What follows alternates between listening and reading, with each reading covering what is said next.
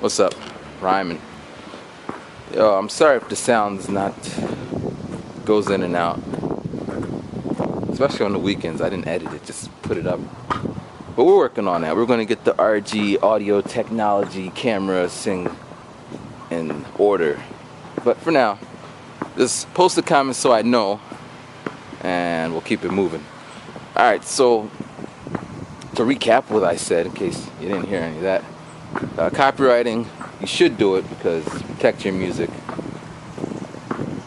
There you go. We'll talk more about it. I'll probably do it inside because just in case I don't want the audio cutting out.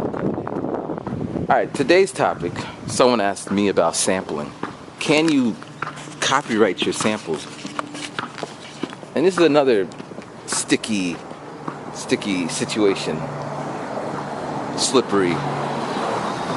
Because, you know, us hip-hop, and a lot of music do it, but I'm a hip-hop artist. A lot of my subs are hip-hop dudes, so when I say we, I'm talking about hip-hop, but I guess it goes to any kind of music. Alright, so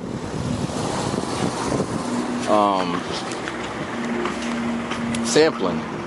Can you copyright a sample? And the answer is yeah, if you made the sample. If you bought one of those royalty-free licensing CDs, you can copyright those. If somebody made you something, you can copyright that. But now, don't quote me. I'm not the expert here, not the legal beagle. But from everything I read, you can't take Michael Jackson's song, flip it, and make it into a beat and copyright that. You say, but Kanye West does that. Yeah, he did. He paid for it. Or somebody paid for it. And, you know, I'm just putting myself out there, so don't be thumbing me down and hating on me. I mean, do it if you want, but it's your own ass that's gonna get in trouble. But basically, they have these, damn, it's cold. Alright, so basically, you have your sample. Let's say, for example, you took my sample. You found a Rhyming Gaijin song, and you sampled it. And it's still recognizable. So I know it's my song because it has me saying, cheer, on a track that, it's just my song. I know it. Everybody knows it. So, you know, let's say you do this, and you know, it's good. People like it. You make some money. Now, depending on my feelings or my current situation, you know, if I'm making money, you know, I'm the #1 YouTuber in the world and all that, I probably won't harass you too much. Just say, hey man, next time, I'll probably say make more tracks. Let's do some more songs together. Let's make it happen. But if I'm broke as shit, I got kicked out of Japan, I'm living on the streets, and I hear my song on the radio, and it's making money, everybody's like, yeah, this is the hot song of 2012. You know damn straight I'm gonna be on your ass about my sample, and I want all the money that you made from it, future, past, and present.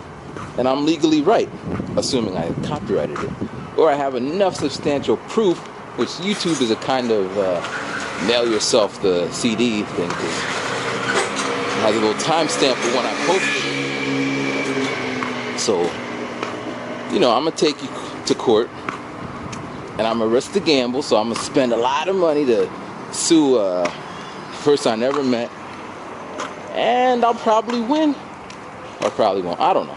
But let's say I do win, you have no rebuttal, you lost, give me my money, and keep it moving. Now, at the same time, there's the argument that, you know, it's cutting creative, what do you call it? Your creativity. You can't sample, and that's how it's been done. Well, look at our history. How many rappers have been sued for stealing samples, flipping them? You know, just the other day I was on YouTube, right? I saw this guy, he was flipping Disney movies. I'm sure you heard of him. He gets like 4 million views on these things. And I was like, wow, that's pretty cool.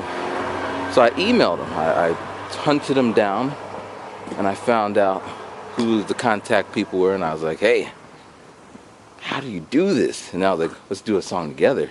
You know, I rap in Japan. Why don't you flip some Japanese anime and, you know, we can make it happen. So then dude got back to me, and he's like, I'm not him. I'm his manager. He's kind of snippy about it. Like, that's not my name. I'm the manager. That's Bob. I'm like, whoa, calm down, buddy. So then he was like, until we have agreements with Disney and all the movie factories. And 3, we're not interested in working with you. I was like, Rudy toot toot. I kind of felt hurt. Because, you know, I expect that if I send out an email that this guy is just going to be like, oh yeah, it's a great idea. But in the world that I live in, the world I imagine are 2 different places. So he's like, yeah, I don't want to work with you. He said just like that. So then I sent him another email just like, okay, well, thank you for your time, and after I make 1 million videos, I'll give you, make 1 million views, I'll get back to you. And he never responded back. But the point is, he had an agreement. So, and he was nice enough to tell me this. He didn't have to respond, so I take that as a plus. But a lot of these samples we hear being flipped all the time, we don't know what's going on behind the doors. You know? Timbaland got sued a couple times for stealing the one track. Big Pimpin'. Now, we all assume that Timbaland made it because he's Timbaland, but for all of us samplers, you know how obscure these samples could be. You rip them, flip them, take them, remake them. And somebody... And then, so I'm rambling here, but the point is... Let me wrap it up. The point is, somebody made it. And I want you to kind of think of it this way. You know, if someone took your work, like a beat that takes you 5 minutes to make, that's not the point. The point is you took the time to make the beat. You bought the equipment. You took the time to learn the equipment. You took the time to put it out there. You. That's all you, man. And if you add it up, if you put... You say an hour. So let's do a minimum wage. Low minimum wage. So $6 an hour. That's what you make to make a beat or make a full song. Right? So you got your hour that you went to the store, picked it up. You got the cost of buying it. You got the cost of add the electricity in there. Putting the electricity on. You take the time of you learning it. You take the stress of your parents getting on your ass. You got to do something with your life. The arguments, the stress, the times when you don't hang out with your friends because you're busy tweaking your beats. Any extra activity that you took to learn, classes, books, and videos, and watching countless YouTube videos, and promoting, going out there, having people rob you. You add all that up, that's more than 5 minutes. That's like a lifetime right there. So then when someone steals your work, how would you feel? I mean, I literally can make a beat in 2 minutes, but that's because of 15 years of doing it. So, just because it takes me 2 minutes doesn't mean, in fact, if I were to make somebody a beat, I would charge them a lot of money, even if it took me 1 minute, because, you know, that's what I've been working at for a long time. I'm worth more than what he thought he was going to get. But so sampling's along those lines. And that's kind of, I don't know, we're artists. So on the one hand, we should be happy they have these rules here. So when we do put our hard work into things, we can be protected in the eyes of the law. And at the same time, I got to do this. You know, but say you do want to sample something. You better go out of your way to make it unrecognizable to the owner of that sample. Speeding it up ain't gonna work. They would have to be deaf not to hear their own sound. Chopping it, you're gonna have to chop, pitch, screw, effects.